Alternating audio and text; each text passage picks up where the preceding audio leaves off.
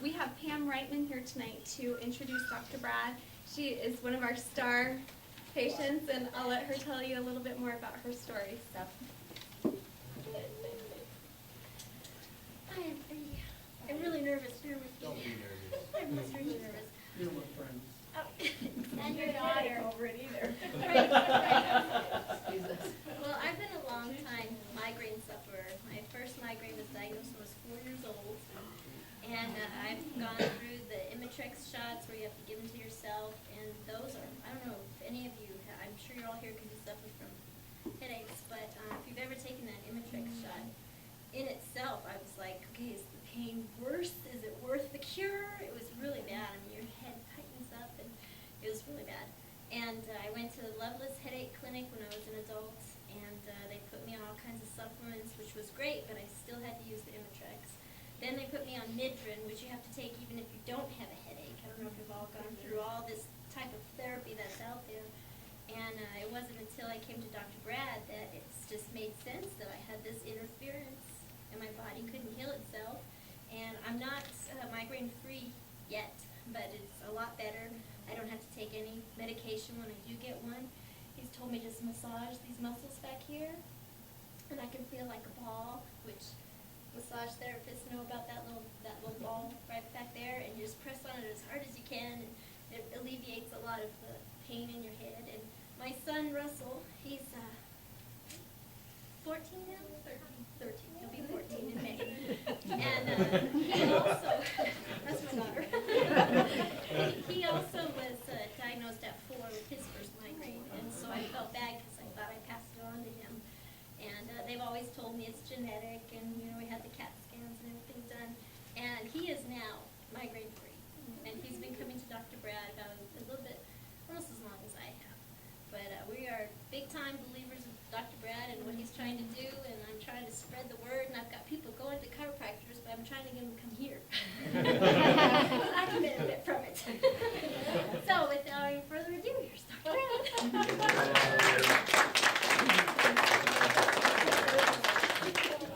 She said she's really nervous.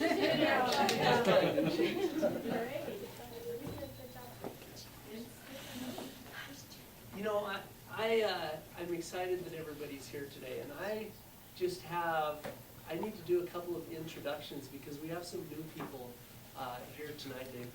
They've been here for their very first workshop. And then there's a couple of people that have been to, I think, one workshop in their past. But before we get started with that, we have one more guest that's coming on in. Is that right, Diana? Yeah. Okay. How are you? Hey. Are you with Patrick? Yes. Nice to meet you. You doing okay? Okay. Awesome. We can hang tight just for a minute.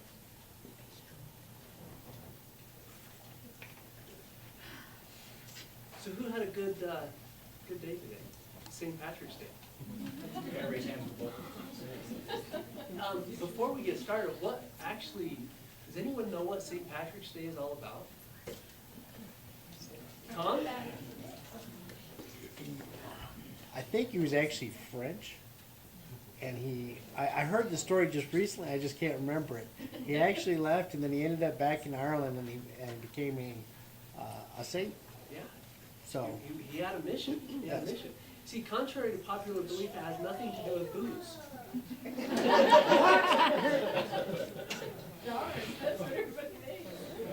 St. Patrick was actually on a mission. He was in captivity in Ireland. He was from Great Britain, and then he was released. And when he left, he had a dream and he had a vision. He saw an angel, and he was told to go back to Ireland and preach and change the world. And so he obeyed. He went back, and he was on a mission. Well, I'm also on a mission, but it's a different type of a mission. It's a mission to help people be well, because there's way too much sickness and disease that's plaguing us. We heard about Pam's and her headaches, and in a couple minutes we're going to hear about Dee and her headaches. So, really my goal tonight is to help you understand what type of headaches there are, because there are really migraines and there are muscle tension headaches, and there are a couple others, but they're not as common. But by understanding what type of headache you may have, or somebody you know may have, really helps you understand what to do to help prevent them. Because you can do a lot of a certain thing, but if you're not addressing the cause of your type of headaches, you're not going to do any good for them. And so it's important to understand those two things. And then, of course, the other thing is, I want to empower you to share the information you get tonight with somebody that you love. And also for those of you who are guests here tonight, Celia and Pauline, am I missing anyone else? Yes. And what was your name? Nelson. Say again? Nelson. Nelson, and are you with Dusty? Yes. Awesome. So for those of you who are guests tonight, we have a special gift for you. When you leave, or before you leave, when we're done, you have an opportunity to actually get a new patient exam in our office. Normally that new patient exam is $250, but tonight we have 5 of those available, so all 3 of you qualifies for that. You can talk to Diana, and it's at our expense. There's no charge for you. So and hopefully you will learn something that will have you want to take advantage of that. So I want to share, my wife, I never really very frequently had headaches. I'll tell you a story about one headache that I had when I was 8 years old, but my wife, when I met her, within the first couple of weeks of meeting her, she had this bad migraine headache. And it was so bad, and she was trying to be nice. Somebody actually came over I was with her, and somebody came over to visit her. And she wanted to be really nice because she hadn't seen this friend in like 5 years. And so she didn't kick him out. And she just, sitting there visiting about old times, and the whole time she's just pounding, and then she would go excuse herself quickly because she had to go into the bathroom and throw up. And then she'd come back, and she just, and finally after a while, when I caught on to what was going on, I said, look, Dane, you gotta leave. She'd having a rough time. But that was my first experience of really understanding what a true migraine was. She started getting migraines when she was 11 years old, and now she's 39. And they are much better now. They're not completely gone, but she has gone more than a year without having a migraine at a time. And she used to have them all the time, very frequently. And what's happened with her is she's learned the triggers that will actually cause migraines. But here's what happened for her. She was in this track meet when she was in high school. It was a cross-country meet, and she was running. And she started to see the visual disturbance, and then she knew that it was coming on, but she's in this meet. She couldn't just stop. She didn't feel like she could just stop. So she kept on running. And because of the increased activity while she was having this migraine come on, it got really bad. And by the time she finished and she crossed the finish line, she fell over and she was screaming. She was in so much pain. And her mom came over.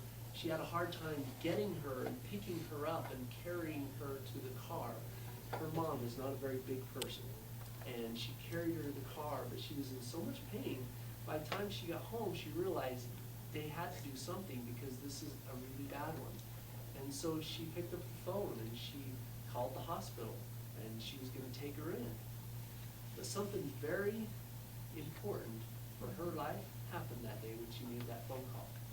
You see, in the small town where she was growing up, in Wasatch, Utah, or in Heber City, Utah, she made a call, and she misdialed by one number. And guess who she got? Chiropractor. She got the hometown chiropractor. And it changed her life. I don't know, I've often wanted to ask that chiropractor if he planned that. Because it worked out perfectly. I don't know how many other people had that same thing happen, but it happened for my wife, and she got her first adjustment, and it started to change her life. So the first step, if you have headaches, migraine or otherwise, as Dr. Dan said earlier, does it have something to do with subluxation? What do you think? Absolutely. Okay, absolutely. So let's understand the difference between a migraine headache and a classic muscle tension headache. First of all, migraines are vascular. They happen because of a problem in the blood system. A classic muscle tension headache happens because they're muscular, so they're different, a different origin. And if you understand that, then you can understand what to do to prevent them. Both of them can have some of the same causes, like we already mentioned. Subluxation is a cause for both of them. Now, migraines are not necessarily worse in intensity than a classic muscle tension headache. Historically, what I hear as a chiropractor is people will tell me, oh, I've got a migraine. And actually, when I ask them enough questions, I realize they really don't want to, they don't have a migraine. They have a classic muscle tension headache, which doesn't mean it's any less severe. But for whatever reason, our society has put this stigma on migraines that if you have a migraine, it's worse. You need to understand it's absolutely no worse whatsoever. You can have a worse classic muscle tension headache than you can a migraine. And so what I want you to understand is what type, if you do have headaches, what type you have. So let's first of all talk about muscle tension headaches. The most important factor in muscle tension headaches is the integrity of the spine is off. For example, as you see here in this picture, this was my neck when I was 24 years old. Now, the green line that you see there, for those of you who are new here, that green line is called the arc of life. Exactly. Thank you. You guys are great. The arc of life. And as long as that arc is present, we have the communication from the brain reaching the cells. But as you can see for me, my neck was just straightened out, and it was stretching my spinal cord, which I'll show you here in a few minutes. But here's what happened. When I was 8 years old, I was in my backyard, and I had a couple of friends over, and we were playing football. Now, I was running and playing and tackling and falling and all those things that happen when you play football. And my head started to just hurt a little bit. But I was having a lot of fun. So I kept on running and tackling and falling and bumping and everything that you do when you're playing football. And every time that I would stop in between plays, I would notice that my head would just start pounding a little bit more. And I noticed that when I kept running, and when I would, just as long as I kept running, my head didn't hurt. But when I'd stop, it would just start pounding. And each time I stopped, it started pounding greater and greater. And so, being 8 years old, thinking, well, I'm going to get rid of this. And so I just kept on, and I played harder and harder and harder. And every time I stopped, it just started pounding, and I just kept on playing. I remember my mom, by the way, Mom, Dad, would you guys stand up for just a moment? Oh, wow. My mom and dad have graced us with their presence here for about 3 weeks. So I'm grateful to have them here. So anyway, I remember being in the backyard looking up at the back porch, and my mom was just telling me to come in, and I wasn't listening. And I kept on playing, and my head just was pounding it harder and harder. And finally, I started crying, and my friends had gone home, and my head was hurting so bad. And I told my mom about it, and she took me to see our pediatrician. And I don't remember what happened. All I remember is my head hurt so bad. And I remember that as long as I was running, for whatever reason, my head didn't hurt. Really, I think I was just distracted. But my goodness, because I kept on doing it, I was making it worse every time I was running. So that was my first experience with a headache. And I'm assuming that I probably took some kind of pain reliever for that. And I'm assuming that, I remember my headache went away, but I don't remember what happened. So, bottom line is, what I found out later is that I had subluxation. And I had that subluxation when I was a child. And it caused my neck to straighten out. So my spinal cord was being stretched, so the integrity of my spine was off. When your nerves are choked, you simply cannot have full life reaching the cells. It's just as simple as that. What happens is the muscles will react by becoming tense. So if you have decreased nerve supply or nerve supply that has changed, actually sometimes it can be really fast. The nerves can actually fire faster in the initial stages, and then they'll become fatigued, and that will slow down. Well, the muscles become tense. So can you get a massage? And, Randy, can you get a massage and it can help tense muscles? Yeah. You bet, 100% of the time. But unless you correct the nerve imbalance that's feeding those muscles, it will never correct it long term. And then the pain, as I said already, it can be very intense. There's no doubt for me, what I was feeling when I was 8 years old, it was one of the worst things I will never forget it. It was one of the worst things I've ever experienced. It's no worse than I know what my wife has gone through with migraines. The structural problems can exist for many years in some cases before the symptoms ever show up. So that's about muscle tension headaches. Now let's talk about migraine headaches. They start because of a different reason. They're triggered because of an adrenaline response. Now there are reasons why you get that adrenaline response. The first thing that happens is when that adrenaline response takes place is there's vasoconstriction in the arteries specifically that are going up to feed the brain, the vertebral arteries. When there's vasoconstriction, those blood vessels just get squeezed. Now the purpose of that, it's an adaptive response, perfect innate intelligence, perfect response of the body, but it constricts those blood vessels to decrease blood flow to an area for a given reason, whatever reason that is. As that decreased oxygen is there, what that does is that triggers a response in the nerves that are being affected or in the brain. One of the classic signs is a visual disturbance. Now that visual disturbance could be things like little starry crystalline type lights that you just see. They're just kind of out there. For my wife, she actually will have a blind spot, so she'll be just going, everything's normal, and all of a sudden she'll see a blind spot, and she just tries to look at it, and in just a very short period of time, she knows she's got a migraine coming on. Doesn't hurt yet. The pain doesn't come first. In a migraine headache, the pain does not come first. Muscle tension headaches, pain comes first. That's the first sign. So, because there's, she can also, sometimes my wife will have like a brain fog. It's just, she's not thinking properly. And that happens because there's decreased blood flow going to the brain. Also, you can have slurred speech. And if you can catch it at this step, then you can decrease the severity of it. If you don't catch it at this point, it's going to just get worse. You can't stop it. If it's at this point, you can't stop it.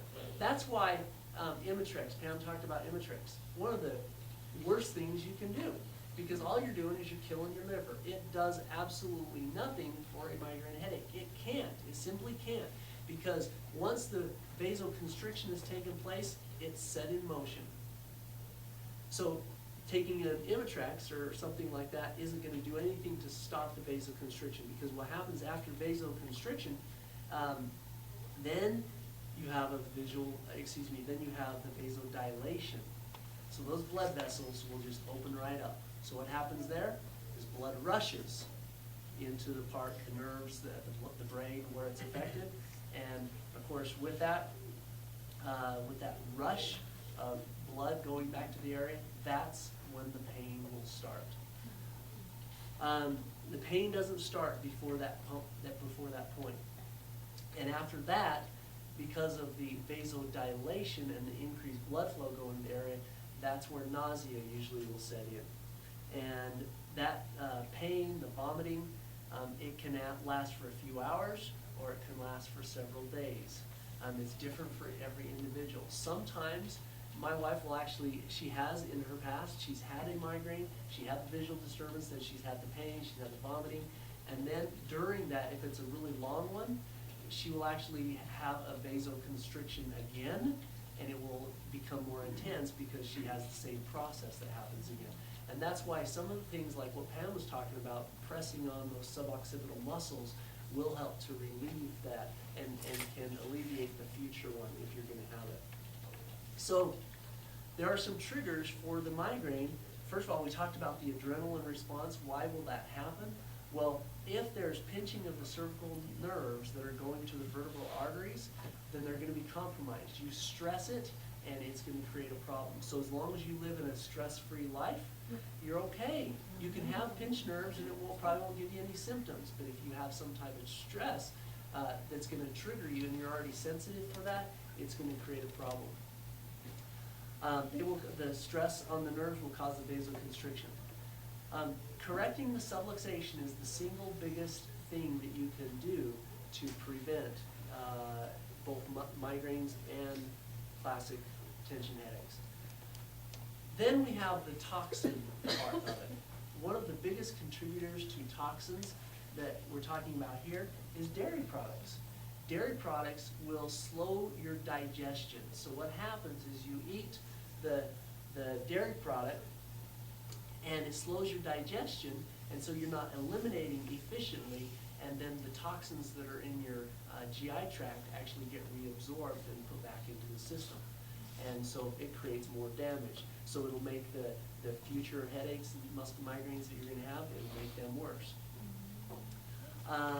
So one of the very important keys to good overall health is to have your elimination working perfectly. Overactive pancreas. You know, there have been a lot of studies on this, and what they found is that people who typically get migraine headaches, their pancreas is overactive. It doesn't take much to trigger the insulin response.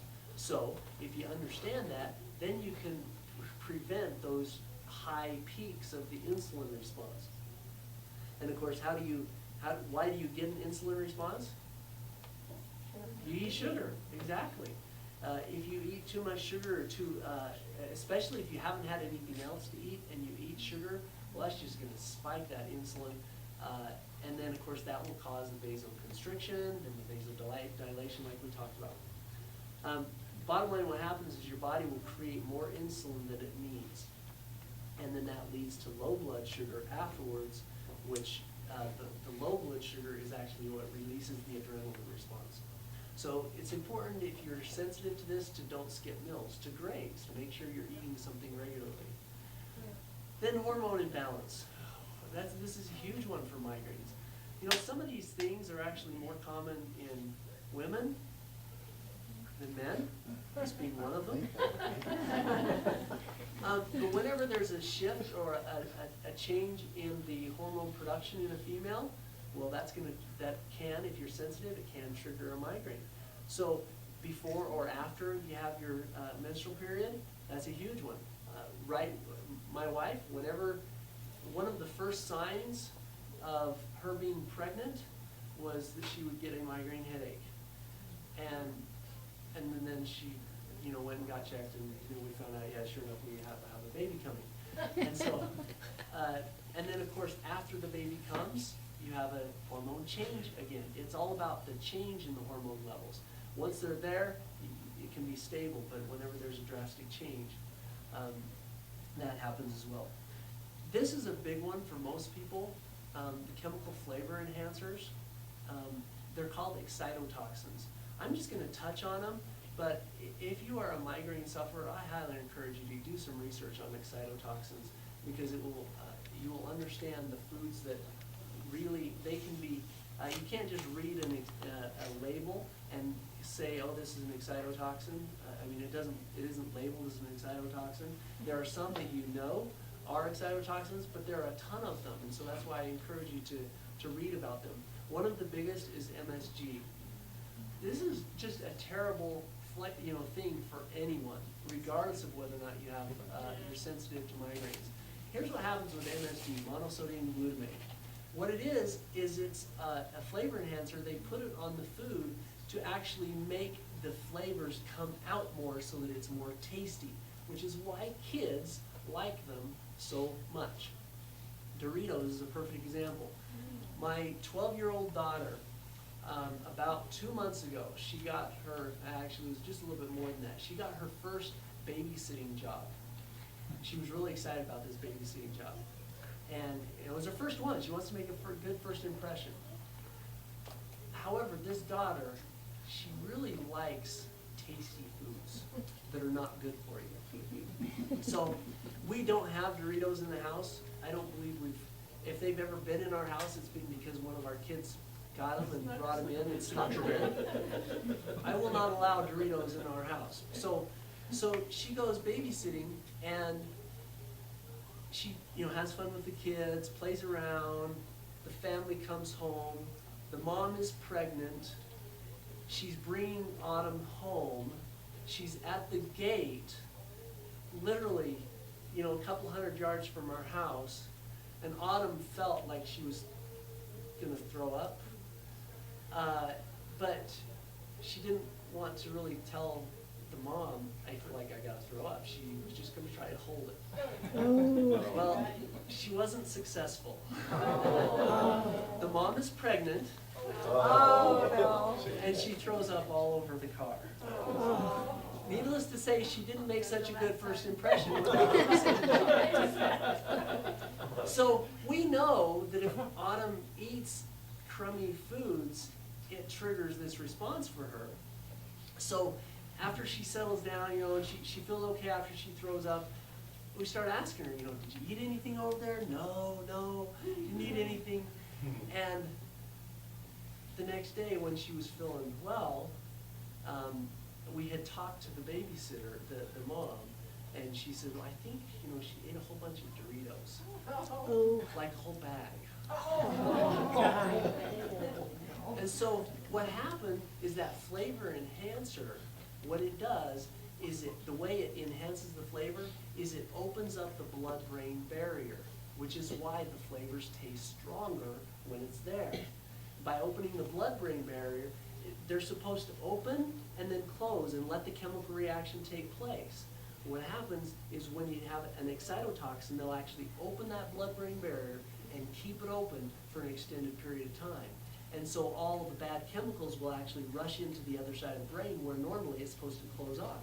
Now it makes it tasty, but it opens that blood-brain barrier too long for her, caused this adrenaline response, and she had a migraine headache, all because she ate Doritos.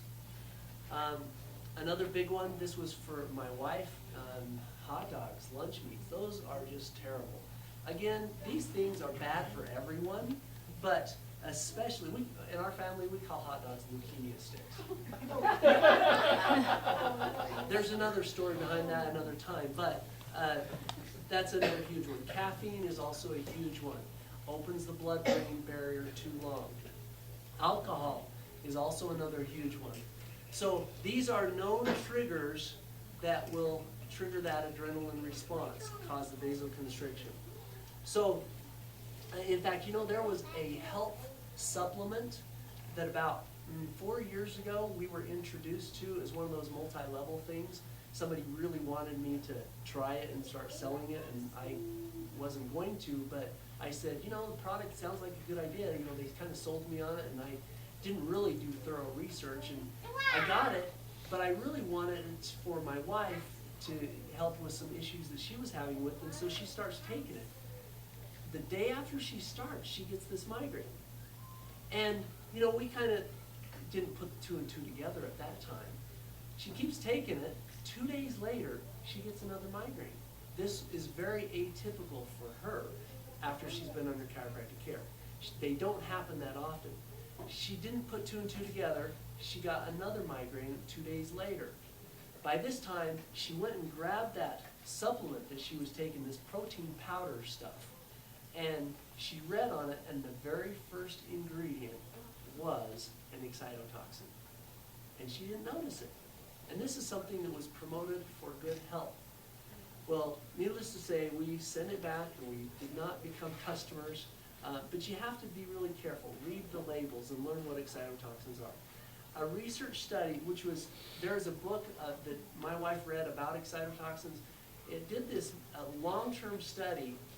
What they found is that people, when they just simply controlled their diet by eliminating the triggers, by eliminating sugar, especially on an empty stomach, they didn't skip meals, they were able to, 90% of the time, totally get rid of migraine headache. Now, we're not even talking chiropractic in here. Imagine how good it would be if they tied chiropractic into it as well. A perfect example of this is when my wife and I, we've been married about 4 years. We were students. We were budget was really tight. And so we got this coupon for this place called Frontier Pies. and we got a coupon to go get a free pie. And of course, we were all over that. And we'd, been traveling, we'd been driving, and, we were really hungry, and so we thought, we got this coupon, we'll just stop and get that free pie. And Janet knew better. She knew she should have eaten some, but we just didn't have the money to actually buy a meal too, so we just got the free pie. And before we got home, we of course ate a piece of pie, each one of us, in the car, because it was so tasty and it was there. And we got home, and within 20 minutes, she started having a visual disturbance, and then she got a migraine. Because she'd been fasting, and then she had nothing but sugar. So if you've been without meals, the last thing you need is to have sugar be part of that meal. Make sure it's something other than sugar. So a key to that is to make sure you eat every 4 hours. So having understood the food triggers and understanding that choked nerve subluxation will cause either a muscle tension headache or a classic migraine, the research shows the benefits of getting adjusted at least once a week for your whole life. And of course, one of the reasons for that is because, as I showed you before with my neck, when that neck is straight like that, it causes a stretch to occur on the spinal cord. You can see this is a cross-section of the brain stem right about here, and you can see that because it's stretched forward, that brain stem is stretched out and it's physically touching the front of the spinal canal. Well, is there going to be irritation on the spinal cord with that? You bet. And of course, contrast this to a perfect healthy arc, what the brain stem looks like. So if you have any type of structural deformity or structural imbalance, the most important thing is to get that taken care of. And that's why getting adjusted once a week is so important. Because really life is full of traumas. And it really starts with the birth process. When we are born, typically, and we're not talking with a forceps or a vacuum extraction, but with a normal delivery, on average, the neck is stretched by about 1.5 to 2 inches. With that type of a stretch, it will cause severe subluxation, severe damage in the upper part of the neck. And then we grow up, we fall off our bikes how many times? And then we continue to grow up, and then we do some really stupid things, like rugby, or football, or all those other things. But you know what? We like to do those things, don't we? Some of us. And so it's important, if you're going to do those things, you got to maintain your spine. How often do we brush our teeth? Every day. Say every day. Twice. We brush our teeth. We brush our teeth every day because you maintain a healthy teeth so they don't rot. You maintain your spine and it won't rot either.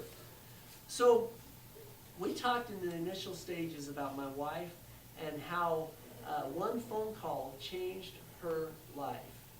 Well, my question to you is, who do you know that needs their life changed?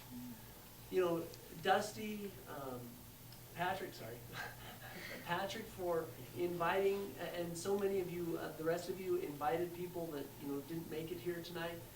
I just want to say thank you for taking the effort to help somebody else.